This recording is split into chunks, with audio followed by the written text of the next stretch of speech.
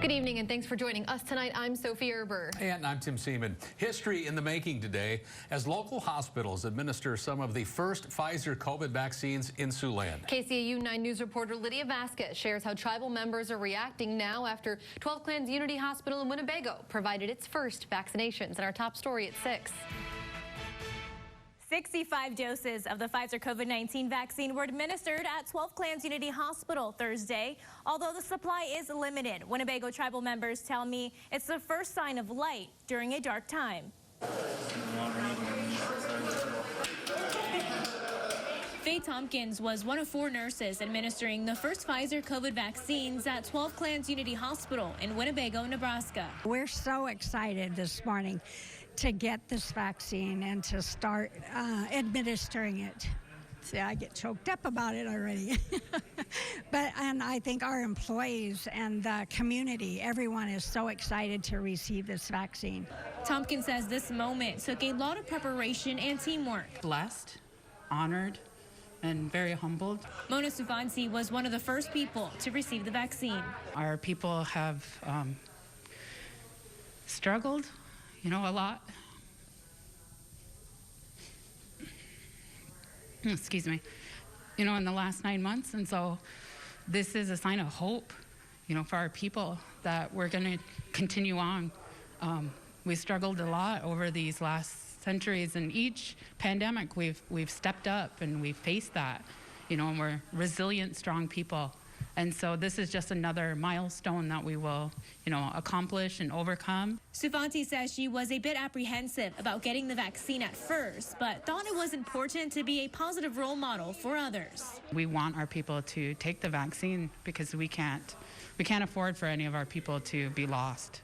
And so we've suffered enough. Tribal members tell me one of the biggest challenges throughout the pandemic has been suspending cultural traditions like large gatherings. They hope the vaccine will allow them to be who they are once again. Lydia Vasquez, KCAU 9 News. Just one of many hospitals administering those vaccines today. Mercy One Siouxland here in Sioux City, also with its first batch of vaccinations, and these staff members were some of the first in line. Mary Jones of the hospital there on the left works in the critical care unit, while Dr. Joe Lever works in the emergency room there. Both are around COVID patients consistently throughout the day. The COVID-19 vaccine is currently not available for the general public again. And you'd be first COVID-19 vaccines today. Several nurses and other staff members considered to be at the highest risk for contracting COVID-19. Unity Point anticipates another shipment of vaccine in the coming weeks. Officials with the hospital are encouraging Siouxlanders to continue practicing COVID-19 safety measures for the time being. And we want to check the latest COVID-19 numbers here in Siouxland from Woodbury County District Health officials. Today listing 70 new cases in the past 24 hours, 35 patients tonight being cared for at local hospitals. In Nebraska, Dakota County reporting no new positive tests today. So good news there with 185 cases reported over 2 weeks' time. Meanwhile, Madison County has recorded 335 cases of COVID-19 over the past 2 weeks. And in South Dakota, Yankton County reporting 311 active cases with a 7-day positivity rate of roughly 23%. Today's one of those days a lot of people will always remember. Oh yeah, going down in history, no doubt.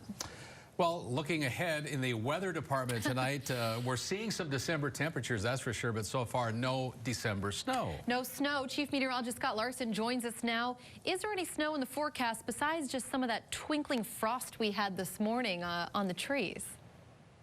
Yeah, we did have some fog out there this morning. In fact, it still persists for some at this time, but really no big snow chances. Of course, some folks would like to see some snow as we are getting close to Christmas happening next Friday. And there are some small chances as we move through the 9 on 9 forecast.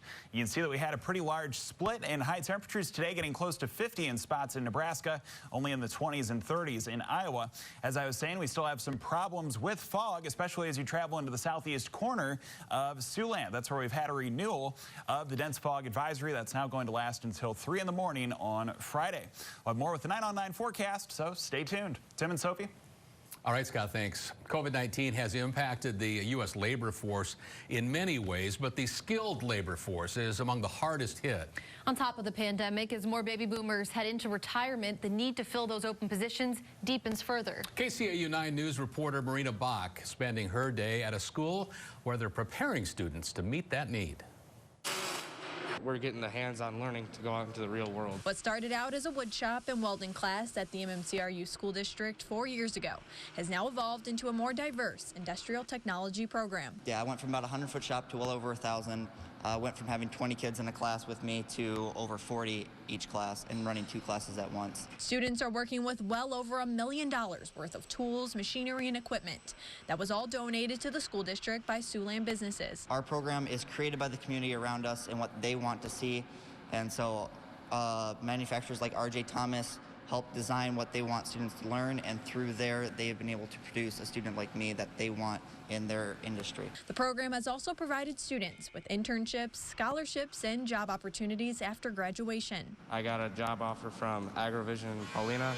I took that, and now they're sending me to college, so I'll go to college in Kalmar, and then I'll come back and be a diesel technician up there in Paulina. Filling those skilled trade gaps that you'll always need, that the kids will want to come back to the community and take over these skilled trades that the older generation is retiring from. Heading into 2021, the industrial program will add a new tool to its belt by offering diesel mechanics, home building, and framing work courses. We mainly, up until now, have stayed in the building, haven't really gone out, but hopefully after Christmas, we're planning on going out and doing community projects.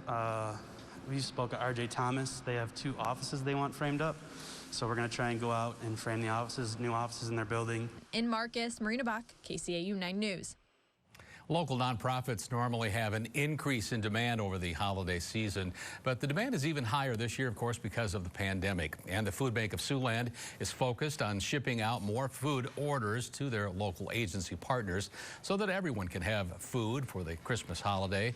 For how the pandemic is affecting the gospel mission as well, you can find out on our website right now. A full story posted there right now at SiouxlandProud.com, as well as on the KCAU 9 News app. Well, in neighborhoods all across the country, houses are, of course, lit up with all kinds of holiday decorations. That's right, but most displays aren't made up of more than 130,000 programmable individual lights. We'll show you one man's impressive light show coming up. And we expect to have some nice weather to drive around and check out those Christmas lights over the next few days here with just minor rain and snow chances. We will chill things off, though, as we move into Christmas Day next week. Your 9 on 9 forecast next. You're watching KCAU 9 News with Tim Seaman, Sophie Erber, Chief Meteorologist Scott Larson, and Sports Director Jake Jones. This is KCAU 9 News at 6. Waking up today, we were treated to, at least I think it's pretty, some freezing fog. Frost. Yeah. And the trees looked kind of beautiful, at least with the sunlight hitting them that way. Yeah, you have that glimmer off of the tree branches out there as you had some of the ice from the fog deposited on surfaces. So it's always kind of cool to see this time of year, kind of a rare thing that we get to enjoy once in a while in Siouxland. Here's the view outside on the Port Neal Welding Company camera from our KCAU 9 studio. We do still have some of that fog lingering around. It's in its thickest pockets as you move into western Iowa.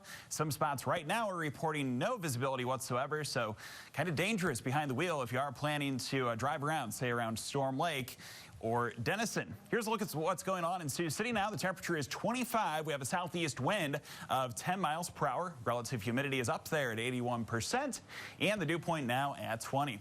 Looking at temperatures, you can see that we have a large discrepancy in those from west to east. Those in the single digits around Christmas Day. Not the nicest present there. Tim and Sophie? Thanks, Scott. Interesting to have potentially 50 degrees in the same calendar week as we're going to feel some single-digit temperatures. I think that's that roller coaster we've been on before. All year, it seems like. Back on the tracks. Well, at this time of the year, many families have a tradition of jumping in the car, driving through their neighborhood or others, all to check out the lights. I know I used to. How an electrical engineer is wowing his neighborhood this Christmas time. Coming up.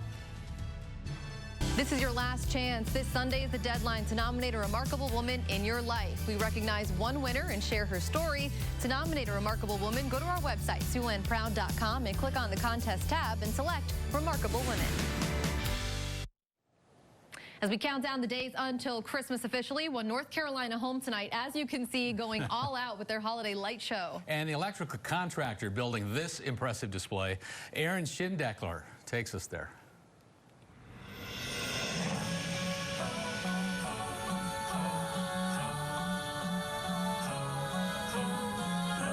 We're located in Jamestown. Our address is 2700 Glasshouse Road. And we have about 13,000 pixels. All of them is individually addressable, sequences of music.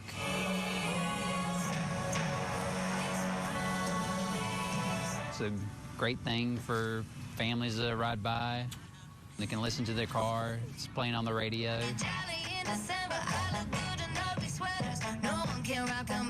It takes a very long time to set up because all these props you have to build, you have to push the pixels in, and then once you build all the light fixture or lights, you then have to sequence everything to the music and program everything. Drink that cocoa up and fly across the world just for you. Generally, people always want to ask, how much your power bill is, but these lights consume less than a, hair dryer. Some of them say it's like living next to Las Vegas.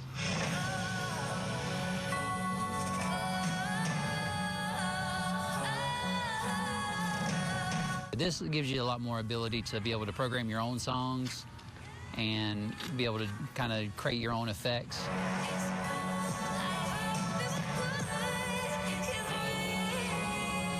I'm an electrical contractor that specializes in lighting. I've been in the lighting business for about 12 years now, and I love lighting and pretty much everything about lighting. And this is a great way to kind of share my passion with the community. I'm ready to dance. It's impressive. You can find those right here in Siouxland, too. You just have to look around. Yeah, I've seen a few houses like that. Well, the Iowa State football team cleaning up with this year's postseason conference awards. That's right. Jake tells us who the Big 12 picked as the very best. Next in sports. As well, Coyotes have now won 3 straight.